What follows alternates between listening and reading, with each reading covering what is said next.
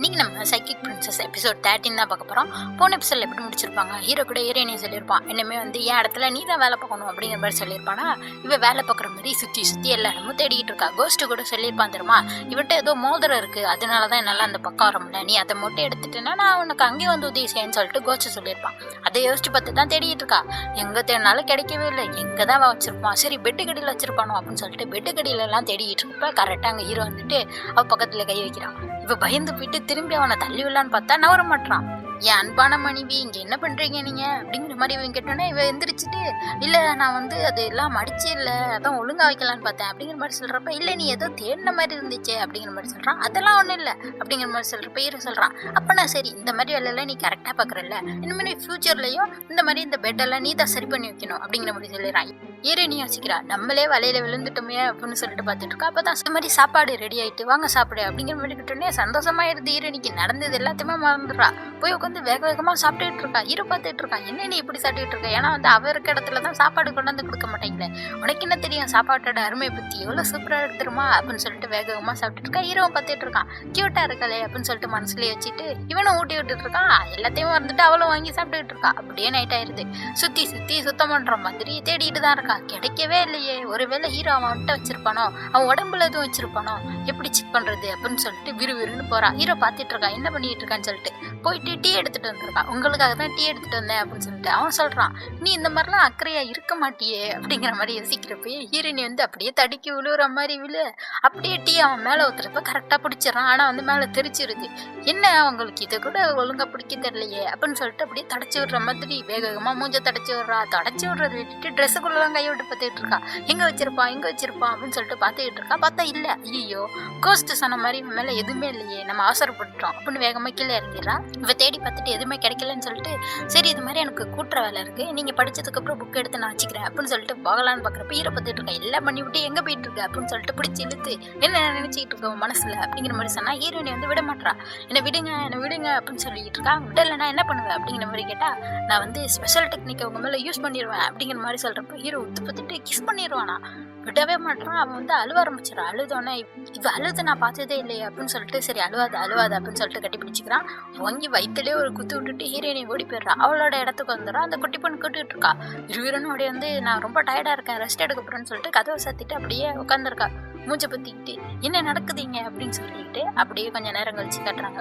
இது மாதிரி கோஸ்ட் வந்து கேட்டுட்டு இருக்கா, நீ நல்லா செக் பண்ணி பார்த்தியா, அவன் மேல எந்த மோதிரமுமே இல்லையா, எதுவுமே இல்லையா அவன்கிட்ட அப்படிங்கிற மாதிரி கேட்குறப்ப, நான் நல்லா செக் பண்ணிட்டேன், அவன்கிட்ட எதுவுமே இல்லை அப்படிங்கிற மாதிரிலாம் சொல்லிட்டு இருக்கா. அப்படிங்க ஹீரோ கட்டுறாங்க.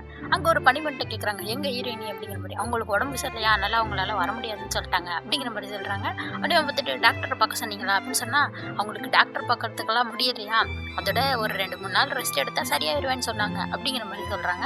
இவனும் சேர்ந்து பார்த்துட்டு இருக்கான், உடம்பு சரியில்லையா அப்படின்னு சொல்லிட்டு. அப்படிங்க ஹீரோயினி கட்டுறாங்க. நல்லா மழை பெஞ்சிட்டு இருக்கு. அப்போ அந்த குட்டி பொண்ணு கேட்டுட்டு இருக்கா, நீங்க மவுண்டன்ல இருக்கப்ப இப்படி மழை பெஞ்சா என்ன பண்ணுவீங்க அப்படிங்கிற மாதிரி. அவ வந்து நான் வந்து ட்ரெஷரை தேடி போவேன் அப்படிங்கிற மாதிரி சொல்றான். ட்ரெஷரா அப்படிங்கிற மாதிரி பார்த்துட்டு இருக்கா. அப்பதான் குட்டி பேய் இருக்குல்ல, குட்டி கோஸ்ட், அதுகிட்ட கேட்டுட்டு இருக்கா, வரியா நம்ம 2 பேரும் ட்ரெஷர் தேடி போவோம் அப்படிங்கிற மாதிரி சொல்றப்ப சரின்னு சொல்லிடுறான். என்ன ட்ரெஷர்னு பார்த்தா மரத்துல வந்து காளான் மாதிரி வளர்ந்துருக்கு, அதை பறிக்கிறத பத்தி தான் சொல்லியிருக்கா. அதைத்தான் 2 பேரும் சேர்ந்து பறிச்சு போட்டுக்கிட்டு இருக்காங்க. அதை குட்டி பொண்ணு நின்று வாங்கிட்டு இருக்கா. அப்போ பார்த்தா கீழே விழுந்துருக்கு. பொறுக்கலாம் பார்த்தா அங்கே வந்து ஹீரோ நிற்கிறான்.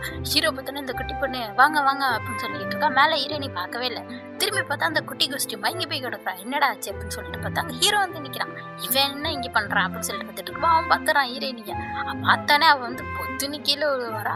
நம்ம ஹீரோ வந்து எப்போதும் போல பிடிச்சிடறான். அவளை பிடிச்சிட்டு பார்த்துட்டு இருப்போம். பிடிச்சி ஹீரோ வந்து தள்ளி விட்டுறா. கீழே விழுந்துடுறாங்க 2 பேருமே. இப்போ மலையில நினைச்சிட்டாங்க. இப்போ ரூம்ல கட்டுறாங்க.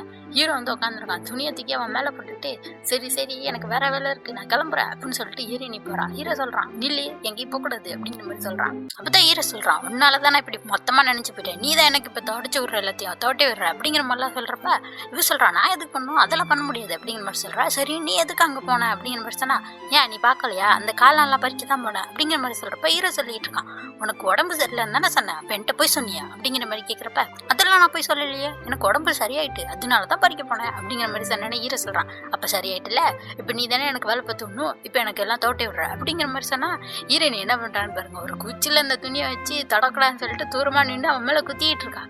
அவன் துணியை திக்கப்ப மூஞ்சில வச்சுட்டு இப்படி தான் தடப்பியா நீ அப்படிங்கிற மாதிரிலாம் கேட்டுட்டு இருக்கப்ப, ஏன் இப்படி தோட்டினாலும் ஈரம் போகும், ஏன் உனக்கு தெரியாதா அப்படிங்கிற மாதிரிலாம் இவன் சொல்லிக்கிட்டு இருக்க.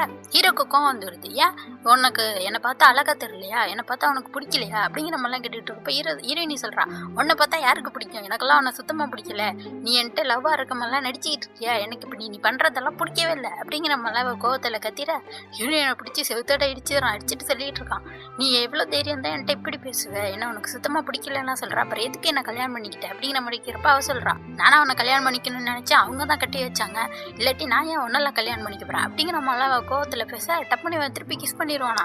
கிஸ் பண்ணிட்டு நீ இப்படி என்ன எய்த்து பேசினா நான் இப்படி தான் அவனை பண்ணுவேன் அப்படிங்கிற மாதிரி சொல்லிட்டு திருப்பி கிஸ் பண்ண ஆரம்பிச்சிடறான். ஹீரோயினி மூஞ்சிலே ஒரு குத்து விட்டுறா.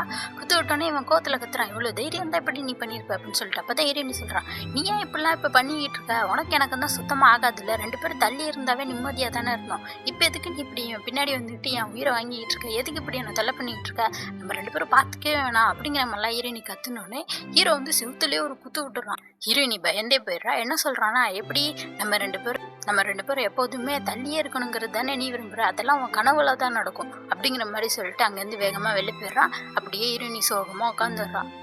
அப்படியே நம்ம ஹீரோ கட்டுறாங்க. ஹீரோயினியை பார்த்தது எல்லாத்தையும் யோசிச்சு பார்த்துட்டு அப்படியே அவன் இடத்துக்கு வந்துடுறான். அப்போ தான் அங்கே வந்து காவலாளி சொல்கிறாரு, இது மாதிரி ஹீரோயினியை பற்றி நீங்கள் விசாரிக்க சொல்லியிருந்தீங்களே, அதை பற்றிலாம் நாங்கள் விசாரிச்சிட்டோம் அப்படிங்கிற மாதிரி சொல்ல ஆரம்பிக்கிறான்.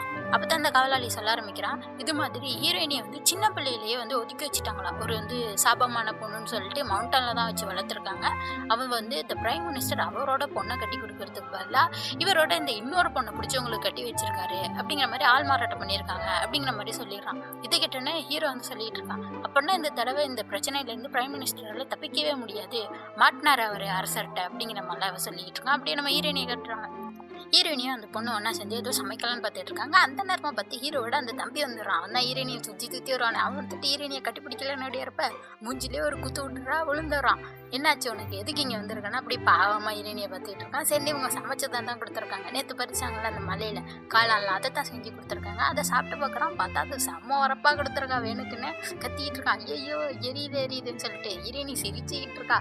அப்போ தான் சொல்கிறான், சாப்பிட்டுட்டு ரொம்ப டேஸ்ட்டாக இருக்குது, எனக்கு பிடிச்சிருக்கு, உனக்கு இதெல்லாம் பிடிக்குதா அப்படின்னு சொல்லிட்டு ஹீரோயின் மறைச்சு பார்த்துட்டு இருக்கா. அதுக்கு இப்படி இவன் பேசிட்டு போய் ஹீரோ அங்கே பின்னாடி வந்துடுறான். அவன் பார்த்துட்டு இருக்கான், இவன் என்ன இங்கே பண்ணிக்கிட்டு இருக்கான் அப்படின்னு சொல்லிட்டு. அப்படியே அந்த தம்பி ஹீரோயின் சொல்லிட்டு இருக்கான், ஆமாம் நீ எதுக்கு இங்கே இருக்க, இந்த இடத்துல பேய் இருக்குன்னு சொல்லியிருக்காங்க, அதோட இது வந்து ரொம்ப அன்லக்கியான பிளேஸ் கூட, உன்னை போய் எங்கள் அண்ணன் இங்கே வச்சிருக்கானே, ஒன்று அவனுக்கு பிடிக்காதுன்னு எனக்கு தெரியும், இருந்தாலும் அவன் உன்னை இப்படி நடத்துறதெல்லாம் எனக்கு சுத்தமாக பிடிக்கல, உடனே கிளம்பு, நான் உன்னை ஒரு நல்ல இடத்துக்கு கூட்டிட்டு போகிறேன், உன்னை நான் பத்திரமா பார்த்துக்கிறேன், என் கூட வந்துரு அப்படின்னு சொல்லிட்டு கேட்டுட்டு இருக்கான். பின்னாடி கைத்தட்டுற சவுண்டு அதான் ஹீரோ எல்லாத்தையும் பார்த்துட்டு இருக்கானே. அவன் வந்து சொல்லிட்டு இருக்கான், எவ்வளோ தைரியம் இருந்தால் என் ஒய்ஃபு கூட ஓடி விளான்னு பார்க்குறேன் அப்படிங்கிற மாதிரி சொன்னோன்னே இவன் சொல்கிறான், நான் அப்படிலாம் ஒன்றும் நினைக்கல, நீ ஏன் இவளை இப்படிலாம் நடத்துகிற, நீ இப்படி இவளை நடத்துறது எனக்கு சுத்தமாக பிடிக்கல அப்படிங்கிற மாதிரிலாம் சொல்கிறான்.